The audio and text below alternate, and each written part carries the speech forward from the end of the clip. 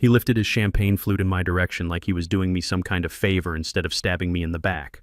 I want to take a moment to recognize Lucas Harper for his exceptional work stabilizing our operations this year, Ryan said, standing there under those big projection screens showing our turnaround numbers in gold. His efforts have been instrumental in bringing Hamilton Industries back from the edge. The ballroom full of suits clapped politely. You know that kind of clapping, measured, professional, like they're waiting for the other shoe to drop. Ryan's smile got wider as he turned toward the cameras at the back of the room. But as we transition into our next phase of aggressive expansion, we need leadership that understands the vision I've been building for the past 2 decades. Which is why tonight I'm proud to announce that my nephew Mason Walsh will be stepping into the role of Chief Operations Officer effective immediately. My role, my title, the position he'd promised was mine if I delivered results. The name's Lucas Harper. I'm 48 years old, and until 3 days ago, I was the guy you called at Hamilton Industries when you needed the impossible fixed before the quarterly earnings call. Now I'm the guy who taught them that some things aren't actually theirs to give away. Let me back up and tell you how a $100 spa gift card became the most expensive mistake in corporate history. Hamilton Industries was bleeding out when I walked through their doors 18 months ago. On paper, everything looked manageable. Revenue down, but not catastrophic. Margins thin, but not dead. In practice, the company was dying from 1,000 small cuts. I should mention something about myself first. I spent 12 years in the Navy, discharged in 2005, then 18 years in the civilian corporate world. In the Navy, I was a logistics officer, coordinating supply chains, managing complex operations, solving problems that couldn't wait for committee meetings. When you're responsible for getting critical parts to a destroyer in the Persian Gulf, you learn to cut through the noise pretty quickly. The military teaches you something civilians often miss. Systems matter more than personalities. A good system works even when people make mistakes. A bad system fails even when everyone's trying their best. You can have the best intentions in the world, but if your process is broken, you're going to get broken results. Hamilton had broken processes. Real broken. Production schedules were constantly behind because materials showed up late or in wrong quantities. Quality control was catching defects after products had already shipped, destroying client relationships that had taken years to build. Warehouse inventory was complete chaos. Some facilities were overstocked on slow-moving items while others ran out of critical components right in the middle of production runs. The technology holding it all together was an absolute nightmare. Their ERP system was 15 years old and had been patched and modified so many times by different vendors that nobody fully understood how it worked anymore. Each of their 28 facilities had developed its own workarounds. Custom spreadsheets, local databases, even paper logs for tracking things the computer couldn't handle. When corporate needed consolidated reports, someone had to manually pull data from dozens of different sources and just hope the numbers were accurate. Ryan Walsh and I went back to 2003. We served together on the USS Constellation, him as a supply officer, me running logistics coordination. Back then, we actually worked pretty well together. He understood the operational side of things, respected the technical complexity. He knew that when the ship needed parts, you didn't just wave your hand and make them appear. There was real work involved, real expertise required. When he called me about the Hamilton job in early 2022, I figured I was joining someone who actually got it, someone who understood that operations isn't just about telling people to work harder, it's about building systems that let people work smarter. We have quarters, not years, he told me in that first meeting in his corner office. I need someone who can stabilize operations and get us back to profitability. You'll report directly to me. Full authority to make necessary changes. Full authority or full responsibility? I asked him. He smiled that same smile I'd seen 1,000 times on the ship. What's the difference? Authority means I can make decisions without getting second-guessed by every director who thinks their department is special. Responsibility means I get blamed when systems break but don't get the power to actually fix them. You'll have authority, he said, leaning back in his chair. Within reasonable parameters, of course. That phrase, reasonable parameters, should have sent me running for the exit. It didn't. I'd seen enough failing operations over my 18 years in corporate to know that if I could turn this one around, if I could actually build something that worked, I'd never have to prove myself again. So I took the job. The first 6 weeks, I didn't implement a single thing. I just watched. I visited every one of their 28 facilities, sat in production meetings at 6 a.m., walked warehouse floors during shift changes, to see how things actually happen versus how the schedule said they were supposed to happen. I talked to machine operators who'd been doing the same job for 15 years, inventory clerks who knew where everything really was, shipping coordinators who could tell you which carriers would actually show up on time. I listened to facility managers complain about corporate mandates that completely ignored local realities. I watched quality inspectors explain defects that kept showing up over and over because nobody had bothered to fix the root cause. I sat with purchasing agents who showed me approval chains that required 7 different signatures just to order a $500 part. At the distribution center in Ohio, I learned that incoming materials were being logged in 3 completely different systems that didn't talk to each other. The warehouse manager, a guy named Pete, who'd been there for 12 years, kept his own spreadsheet because the official inventory count was always wrong. "This is what actually works," he told me, pointing to rows of data he'd been maintaining himself. "Everything else is just for corporate to look at." At the manufacturing plant in Tennessee, the production scheduler had built her own database to track machine maintenance because the corporate system didn't account for downtime. According to their system, this machine has been running perfectly for 6 months, she showed me. In reality, it's been down for repairs 3 times and we're behind schedule on everything because of it. At the facility in Texas, I discovered they were ordering the same specialty components as the plant in North Carolina, but paying completely different prices because nobody knew what anyone else was doing. Everyone was working incredibly hard, they were just working in chaos.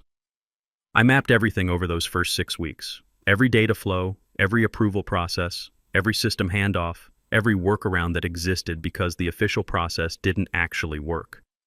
What I found was this. Hamilton Industries didn't need better people. It needed a functioning nervous system. The company had grown through acquisitions over the past 15 years. Each time they bought another facility, they just bolted it onto their existing structure without really integrating anything. So you had the original Hamilton processes from Connecticut, the systems from the Georgia acquisition in 2010, the completely different setup from when they bought out Morrison Manufacturing in 2015. Instead of taking the time to properly merge everything, corporate had just layered new requirements on top of old ones. The result was organizational scar tissue, rigid, fragmented, and incredibly painful to work with. I knew better than to try ripping everything out at once. Companies don't survive big bang transformations, especially when they're already struggling. I'd seen too many well-intentioned projects crash and burn because someone decided to fix everything simultaneously. You start small, you prove it works, then you expand. I started with data.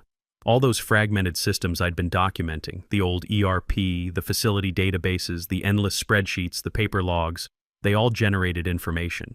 It was just scattered across 28 different locations in 15 different formats, with no way to see the big picture. You couldn't make good decisions because you never had complete information.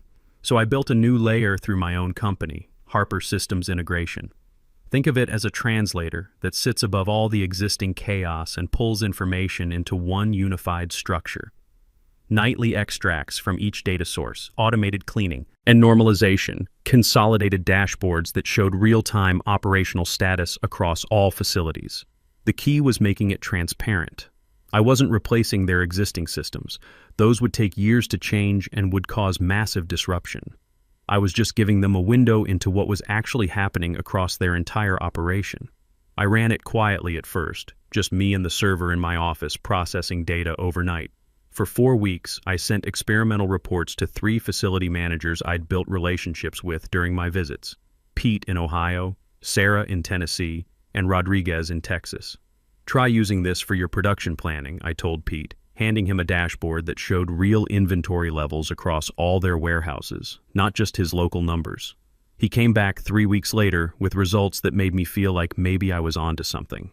Machine utilization was up 14% because he could finally see when materials would actually arrive instead of just guessing. Overtime was down because he wasn't scrambling to catch up when shipments were late. On-time delivery improved because he could schedule based on reality instead of hope. This is the first time in 12 years I've been able to plan more than 2 days ahead, he told me. How did you get all this information? It was already there, I said, just nobody could see it all at once. Sarah in Tennessee had similar results. She'd been dealing with a quality control problem for 8 months, random defects that seemed to appear without any pattern. Using the integrated data, we traced it back to a supplier issue that was affecting 3 different product lines across multiple facilities. Nobody had seen the connection because each facility was only looking at their own problems. Rodriguez found a logistics routing error that had been costing them about $22,000 per quarter in unnecessary freight charges. The system was automatically routing shipments through a distribution center that had been closed 6 months earlier, adding an extra 400 miles to every delivery in his region. At month 2, I convinced Ryan to let me pilot the system across 5 facilities. We sat in his office while I walked him through the architecture diagrams. "We already have systems," he said, frowning at the technical drawings. "We spent $2.8 million on that ERP upgrade 3 years ago." "Your systems don't work," I replied. "That's why your facility managers have built their own databases and spreadsheets. This doesn't replace anything you've already invested in. It just makes it useful. This will cost money we don't have." "It's already built," I said. "The pilot cost you nothing except letting me connect to your data feeds. If it doesn't work, you can fire me and you'll be exactly where you started. If it does work, you'll finally know what's actually happening in your own facilities." He stared at the diagrams for a long time. In the Navy, he would have understood this immediately. You need good intelligence before you can make good decisions. But 18 years in corporate had trained him to think about budgets and approvals instead of solutions. 3 months, he finally said. "If I don't see measurable improvement in 3 months, we shut it down." The pilot worked. Materials stopped arriving at the wrong facilities because the system could finally track what was actually needed where. Production schedules became reliable because we could see real-time capacity and maintenance windows instead of just hoping machines would be available. Quality issues decreased because we could identify patterns that had been invisible when everyone was only looking at their own piece of the puzzle. The 5 pilot facilities started outperforming the rest of the company so dramatically that the board started asking questions. Weekly performance reports showed clear differences: higher efficiency, fewer delays, better quality metrics, reduced overtime costs. "What's different about these facilities?" asked Nicole Peterson, the CFO, during a quarterly review. Ryan looked uncomfortable. "Better execution of existing processes. Execution doesn't explain a 23% improvement in on-time delivery," Nicole replied, looking at her printouts. "These aren't incremental gains. Something fundamental changed."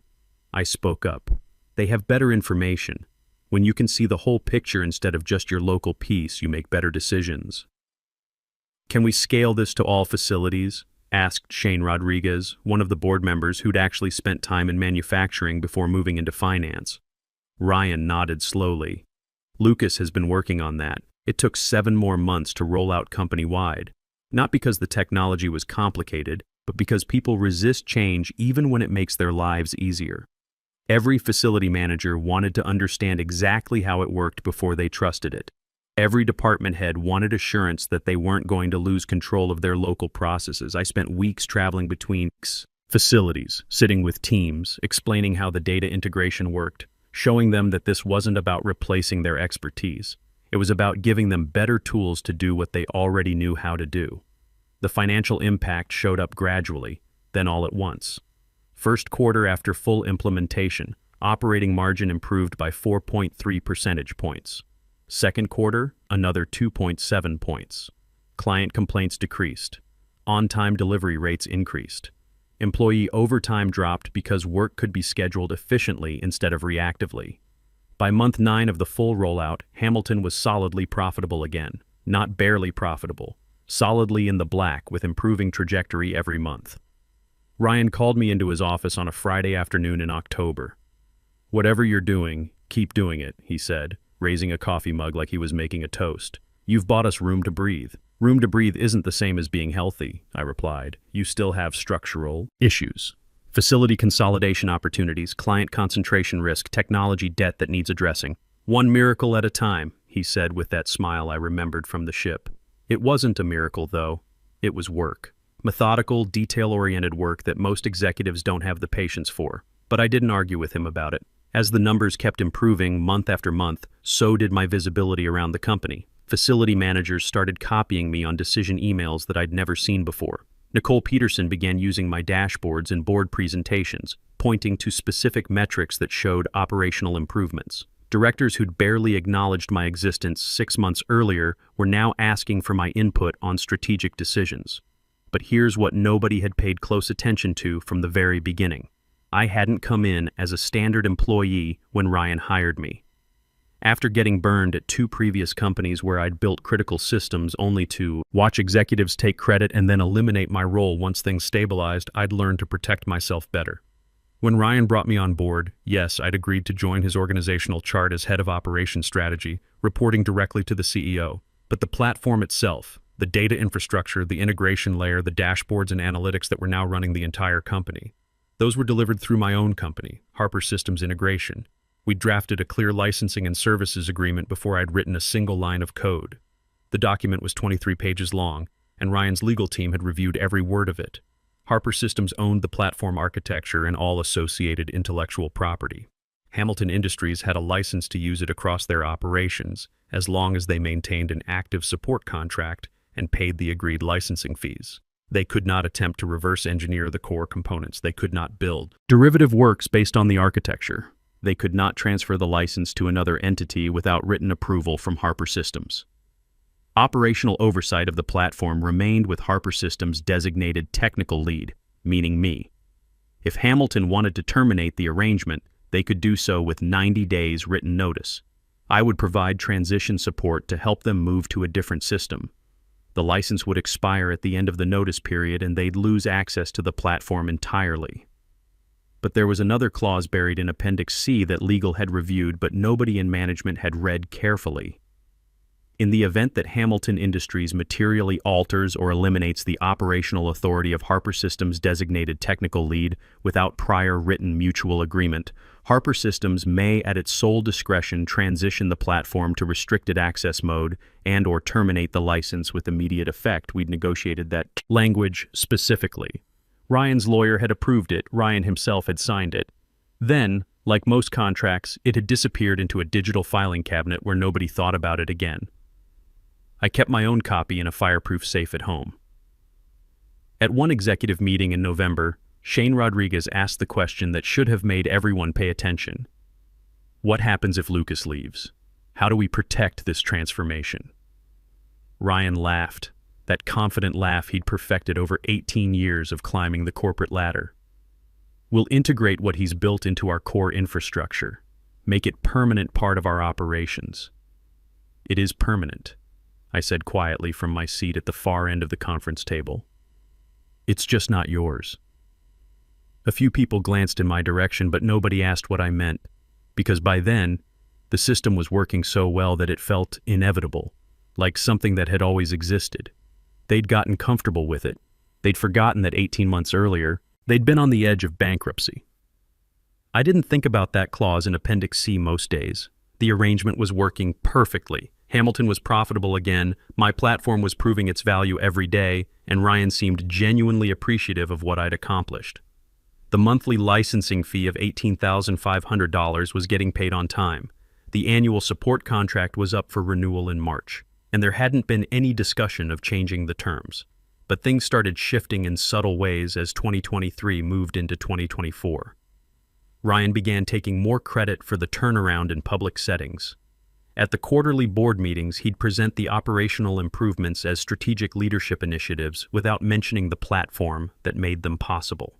When industry publications wrote about Hamilton's recovery, the articles quoted Ryan exclusively. My name appeared occasionally as head of operations strategy, but never in connection with the systems transformation. I didn't mind the lack of public recognition. I'd been in corporate long enough to understand that CEOs get credit for everything good that happens during their tenure. What bothered me was something else. Ryan was starting to talk about the platform like it was Hamilton property. Our data integration capabilities give us a competitive advantage, he'd say in client presentations.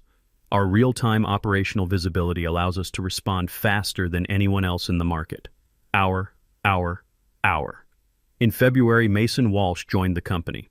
Mason was Ryan's nephew, 28 years old, MBA from Stanford, 18 months of consulting experience at a prestigious firm in San Francisco. He came in as Director of Strategic Operations, a newly created position that reported directly to Ryan. Fresh perspective, Ryan explained to the executive team when he introduced Mason at the monthly leadership meeting. Someone who understands how modern businesses leverage technology for competitive advantage. Mason was smart, I'll give him that. Well-educated, articulate, full of energy and ideas. He used phrases like digital transformation and data-driven decision-making and operational excellence through technological innovation. He'd clearly read all the right business books and attended all the right seminars, but he didn't understand the difference between talking about systems and actually building them. In his first month, he spent a lot of time in meetings asking good questions. How does the data flow work? What are the key performance indicators we track? How do we ensure data quality across multiple sources? He took extensive notes and asked for documentation about everything. In his second month, he started offering suggestions. Maybe we could automate more of the reporting processes. Could we add predictive analytics capabilities? What about machine learning algorithms to optimize scheduling? By his third month, he was presenting his own PowerPoint slides to the board, talking about next generation operational optimization and leveraging our data assets for strategic advantage. I watched this progression with growing unease. Not because Mason was ambitious, ambition is fine. Not because he was Ryan's nephew. I'd seen plenty of competent family hires over the years. What worried me was that he was starting to position himself as the architect of our technological capabilities, when he didn't actually understand how any of it worked. At a board meeting in May, Mason presented a 47-slide deck about Hamilton's digital future.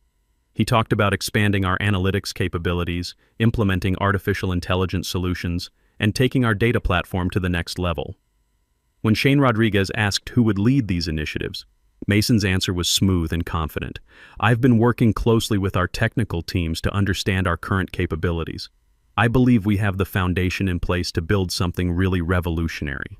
Our technical teams, our current capabilities, our data platform. After the meeting, I pulled Ryan aside in the hallway outside the conference room.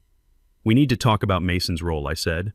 Ryan smiled, that same easy smile he'd been using since the Constellation. He's bringing great ideas to the table. You should be proud. What you built is inspiring the next generation of innovation. What I built isn't Hamilton property, Ryan, you know that. Of course, he said quickly. I just meant that Mason understands the strategic value of what you've created. He's helping us think about how to maximize that value going forward, as long as we're clear about the ownership structure. Absolutely, nothing's changing there, but something was changing. I could feel it in the way conversations stopped when I walked into rooms. In the way Mason was increasingly copied on emails about platform performance and strategic planning. In the way Ryan started referring to our technology leadership team instead of just Lucas. The anniversary celebration was Ryan's idea. A big party to showcase our turnaround, get some positive press coverage, show potential clients and investors that Hamilton Industries was back in fighting form. Black tie event at the downtown Marriott, 200 guests, open bar, local business media invited. I figured I'd get some recognition for the transformation, maybe a public acknowledgement of the platform's role in the company's recovery. At minimum, a conversation beforehand about what the next phase would look like. Instead, I got blindsided. The applause for Mason grew louder, more enthusiastic than what I'd received. He walked onto the small stage they'd set up near the front windows, his custom suit probably costing more than I'd spent on rent in the past 6 months. He shook Ryan's hand for exactly the right amount of time while photographers captured the moment from multiple angles. I didn't wait for the speech to end. While Ryan talked about legacy and vision and the importance of family values, in business leadership, I turned and walked out of the ballroom, down the corridor lined with framed awards and magazine covers featuring Ryan's face, past the executive wing with its thick carpets and original artwork. No one stopped me. No one called my name. Their attention was locked on the stage, on Mason, on the future they thought they were celebrating. Ryan's office door was open when I reached it. He was already inside. Somehow he'd slipped out during the applause. His suit jacket hung on the back of his chair, and he was pouring himself bourbon from a crystal decanter, looking satisfied with himself. "Oh," he said when he noticed me in the doorway. His tone was warm, casual, like we were old friends catching up. "Hell of a night, isn't it? You should be proud." "Proud of what?" "The turnaround you executed was exactly what we needed," he said, taking a sip of his drink. I stepped inside and closed the door behind me. "You told me results were all that mattered. They do. You delivered exceptional results. But operations and leadership are different skill sets. Mason has the background for where we're going next." "Background?" I said. "He has an MBA from a school his family donated a library to. I have 12 years of Navy logistics experience plus 18 years in corporate operations." I just pulled your company out of a nosedive that would have ended in liquidation." Ryan set his glass down and looked at me with something approaching sympathy. "You're upset. I understand that. But this decision isn't about diminishing what you've accomplished. It's about strategic positioning for our next phase. You promised me this role if I hit the targets, and you'll be taken care of," he said smoothly. He opened a drawer in his desk and pulled out a small envelope, cream-colored, expensive paper. He slid it across the polished wood surface toward me. I opened it. Inside was a gift card, $100 to a high-end spa downtown. "Take some time off," Ryan said, gesturing at the card like it was generous. "You've been running hard all year. Go relax. You've earned it." For several seconds, the only sound in the room was distant music from the ballroom and the quiet hum of the building's ventilation system. I looked at the card, $100, roughly what I'd spent on coffee alone during the first month when I was working 18-hour days trying to untangle their inventory system. I looked back at Ryan. I didn't raise my voice. I didn't give him the satisfaction of seeing me lose control. I slid the card into my jacket pocket. "Thank you," I said. His eyebrows lifted slightly. "That's it? That's it." I walked out of his office, past the ballroom doors where Mason was now surrounded by executives eager to introduce themselves, down the elevator, through the lobby, out into the November cold where my breath formed clouds in the air. Ryan thought that was the end of it. What he didn't understand was that at 9 a.m. the next morning, Hamilton Industries would discover that the systems keeping them operational weren't actually theirs, and the licensing terms were about to change dramatically. I didn't go home immediately. I drove to my office 4 blocks away, made coffee, sat down at my workstation. The administrative console showed Hamilton's license status: active, renewal in 19 days, support contract active, technical oversight assigned to Lucas Harper. Below that were 3 options invisible to anyone at Hamilton: modify oversight status, enable restricted access mode, terminate license. I didn't hit terminate. This wasn't about destruction. It was about correction. I clicked modify oversight status. A prompt appeared. Has there been a material change to Harper Systems designated technical oversight without prior written mutual agreement? Yes. Initiate restricted access transition? Yes. Select delay before restricted mode activates. 0 hours, 12 hours, 24 hours, 72 hours. I selected 24 hours, not for maximum chaos, to give them 1 business day to realize what they'd done and fix it. 1 chance to call me and have an actual conversation about operational authority and contractual obligations. Final prompt: confirm. At 0900 next business day, Hamilton Industries will transition to read-only access. Historical data remains visible. New data integration, exports, and dashboard updates suspended until remediation agreement executed. I clicked confirm. Then I went home and slept better than I had in months. They discovered it at 9:07 the next morning. At 8:45, everything had been normal. At 9 o'clock, something changed. The dashboard still loaded, historical data was visible, but no new information was flowing in. Real-time status indicators showed stale information from the previous day.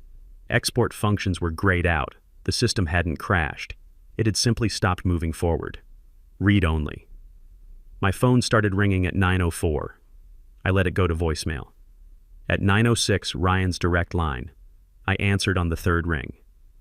"Lucas, we have a problem," he said, skipping any greeting.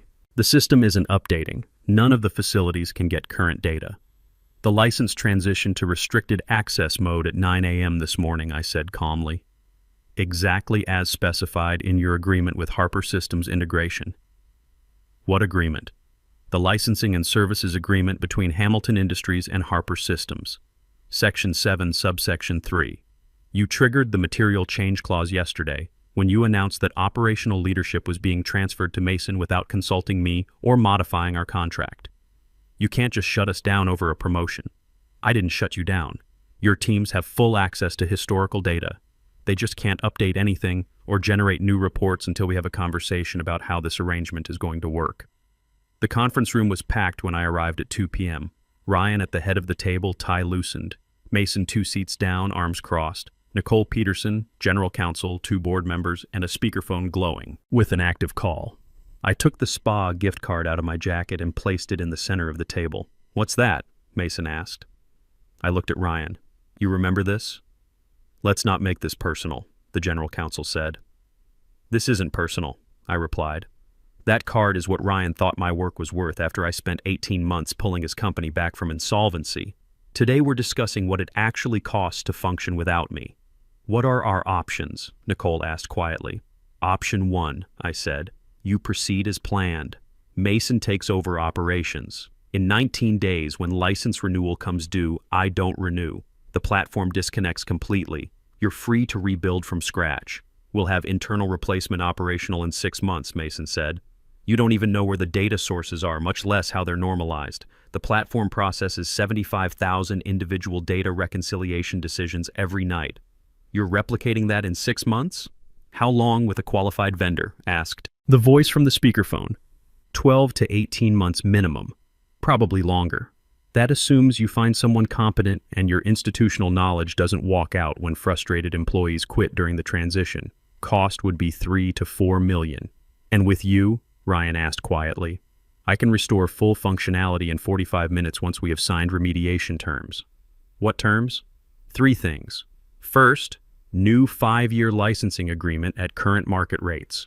$420,000 annually instead of the $222,000 you're paying now. Second, explicit operational authority clause requiring my written consent for any changes to technical oversight. Third, you issue corrective communication acknowledging the platform is business-critical infrastructure. Ryan stared at the gift card. That's nearly double what we're paying. It reflects the actual value of what you've been getting at discount. When we originally negotiated, you were near bankruptcy and I was unproven. That's no longer true. They signed at 447 that afternoon. 5-year term, licensing fees at $420,000 annually. Explicit language requiring Harper Systems' written consent for operational authority changes. I restored full access at 5:03 p.m. Within minutes, facility managers saw their dashboards update with current data. The company exhaled. 3 months later, Mason left Hamilton Industries. The official announcement said he was pursuing other opportunities. Reality was that he'd struggled to find any meaningful role after being moved away from anything requiring actual technical knowledge. The spa gift card hangs framed on my office wall now, not as a trophy, as a reminder that some people look at complex systems that save companies and think, this was a nice project. I can hand it over to family now. Your value isn't determined by your title or position on the org chart. It's determined by what stops working when you're not there. And if you're smart, if you're strategic, if you protect yourself before becoming indispensable, you can make sure that when someone tries to replace you with their nephew and a gift card, they discover very quickly that some things aren't actually theirs to give away.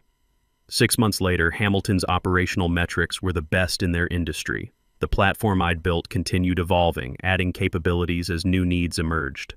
Ryan and I maintained a professional relationship, cordial but forever changed.